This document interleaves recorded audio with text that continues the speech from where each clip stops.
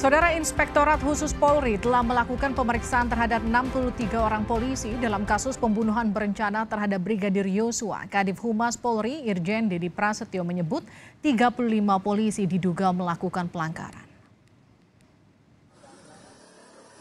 Kasus pembunuhan berencana terhadap Brigadir Yosua telah menyeret puluhan anggota Polri. Kadif Humas Polri Irjen Dedi Prasetyo menyatakan sudah ada 63 anggota polisi yang diperiksa Inspektorat Khusus Polri.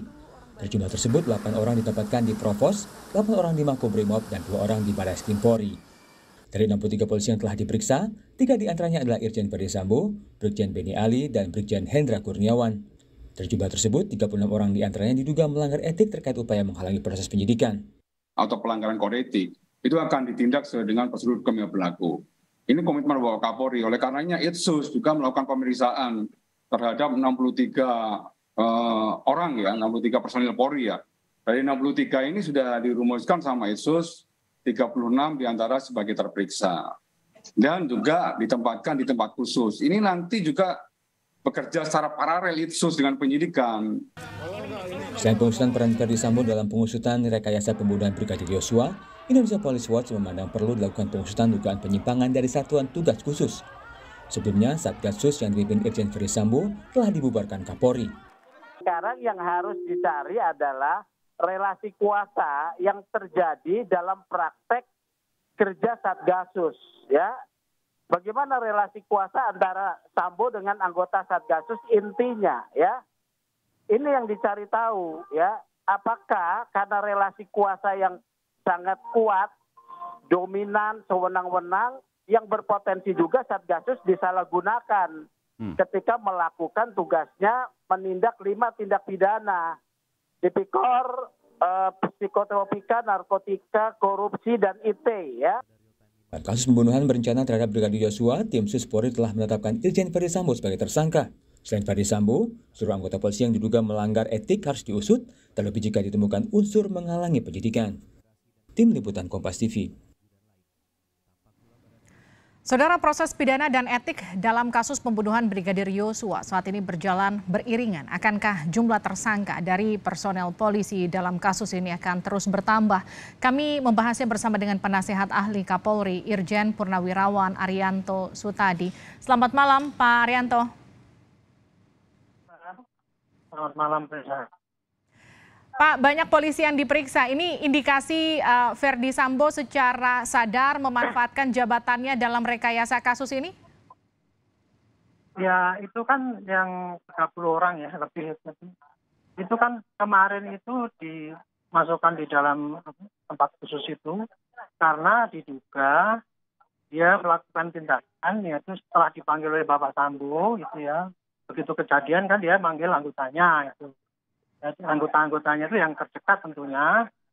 Jadi terdiri daripada internal Propam, juga ada yang dari Polda Metro, ada yang dari lain gitu ya. Itu digerakkan oleh Pak Sambo untuk membantu merekayasa TKP itu, bukan mengolah TKP sih. Tapi sebagian juga ada yang dari Polres yang memang datang sebagai penyidik, tapi penyidikannya dikendalikan oleh Bapak Ferdi itu. Kurang lebih begitu, Bu. Jadi kita bisa bedakan ya, yang 30 orang ini dan mungkin bertambah dan sebagainya itu adalah karena merekayasa TKP. Jadi olah TKP pertama itu bukan olah TKP, tapi rekayasa TKP. Rekayasa TKP, tepatnya begitulah. Memang teorinya kan kalau kejadian itu kan pasti datang olah TKP, tapi olah TKP itu biasanya kan yang datang Inafis nomor 1, kemudian ada yang bawa polis lain ditutup. Itu harusnya dikerjakan dulu itu. Nah, kalau waktu itu kan tidak. Yang pokoknya yang orang dekat dengan Pak Sambo panggil ke situlah.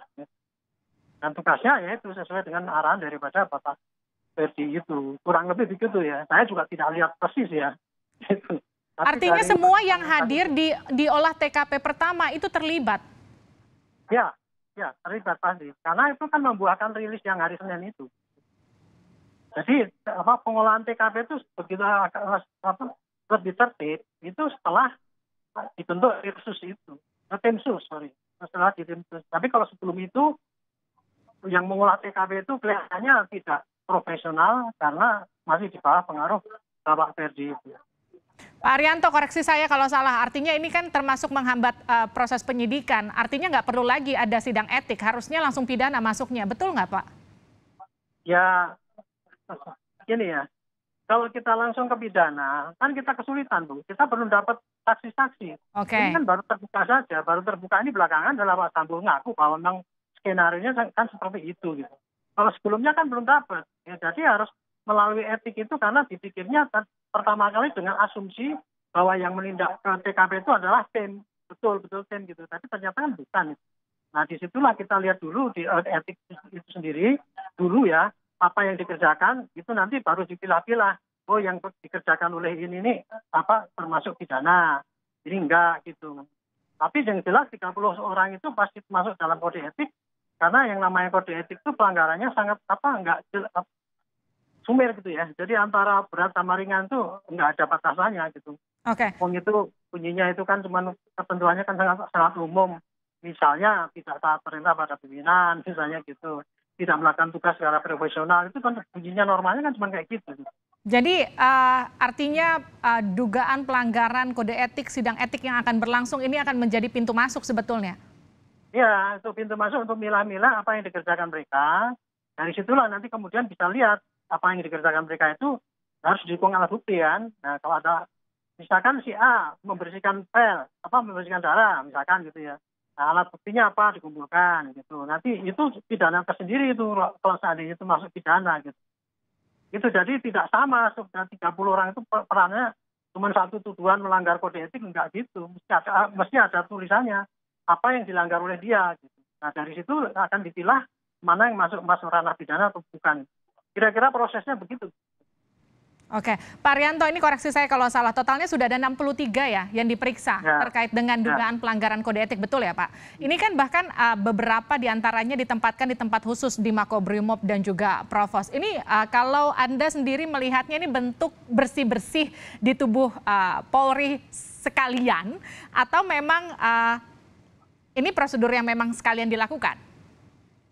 Kalau untuk bersih-bersih polisi itu ya mungkin ya nggak sekarang ya. Sekarang masih sibuk banget kan itu. Sekarang itu adalah sibuk mencari siapa yang terlibat di situ. Oke. Kan? Yang terlibat di situ nanti akan ditangani dengan baik gitu. Nah kalau upaya bersih-bersih itu nanti pasti berikutnya nanti bagaimana cara membersihkan jangan sampai ke depan itu terjadi yang seperti ini lagi. Gitu. Ini kan intinya ya Bu ya. Kasus ini kan sebetulnya kan hanya kasus tunggal. Jadi tindakan Pak Ferdi itu ya yang di luar kendali sehingga dia akan menyuruh anggotanya nembak dan setelah itu dia mungkin juga ikut juga ya kemarin diakui kan gitu kan. Nah, habis itu dia bingung wah kok dulu bikin gimana ya itu bikin skenario mendadak itu dia panggil anggotanya yang terdekat yang bisa di-call dengan cepat itu pasti yang anggota satgas itu kan karena dekat gitu kan. Jadi kalau yang anggota biasa kan belum tentu bisa datang gitu. Kalau itu satgas itu pasti cekatan pasti anytime bisa didatangkan pada saat gitu. Nah itu aja yang didatangkan itu kemudian diperintahkan untuk kira-kira mereka rekayasa sesuai dengan skenario dia itulah kemudian yang dirilis hari Senin itu. Baik, Pak Arianto, ini kan dalam kasus ini yang juga ramai bukan cuma soal pembunuhannya, tapi juga soal ada mafia katanya di tubuh Polri. Ini diteriakan oleh IPW. Kalau Anda sebagai penasihat Kapolri melihat ini? Ya. Itu kan IPW ya, kalau IPW itu kan melihat polisi dari luar. Oke. Yang dilihat pasti keburukannya saja. Kalau dalam hal ini sekarang ini kan kita lagi fokus pada kasus pembunuhan yang dilakukan oleh Pak Ferdi Sambo. Nah kalau kemudian konsentrasi kita dipecah-pecah ke sana kan nanti jadi nggak fokus ke sini gitu. Baik. Gitu kalau saya sih gitu, jadi jangan melebar-melebar ke sana sini. Jadi pusing kita harus mana yang harus dikerjakan dulu itu gitu. Oke, sekarang kita fokus dulu ke kasusnya Pak Ferdi Sambo. Pak Arianto, kalau kita lihat kan ada juga masyarakat yang kemudian beranggapan ini sikap tegas Kapolri baru muncul setelah kemudian ada teguran oleh Presiden berkali-kali. Kalau Anda sebagai penasihat Kapolri melihat hal ini juga sama? Iya, jadi gini loh. Waktu terjadi itu ya, terjadi. Kan kejadian tanggal 8 dari tanggal 11. Tanggal 11 itu kan yang diumumkan kan sangat janggal itu tuh. Oke. Janggal sekali ya sehingga akhirnya apa?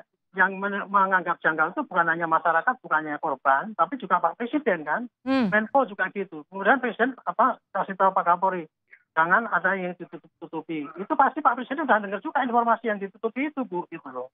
Akhirnya kan Pak Kapolri bikin Satgasus. Sangat bagus itu, benar langkahnya itu. Satgasus itu dibentuk ya, 4 orang jenderal, bintang 3 dan 1 bintang 2. Itu Adi Makayasa lagi.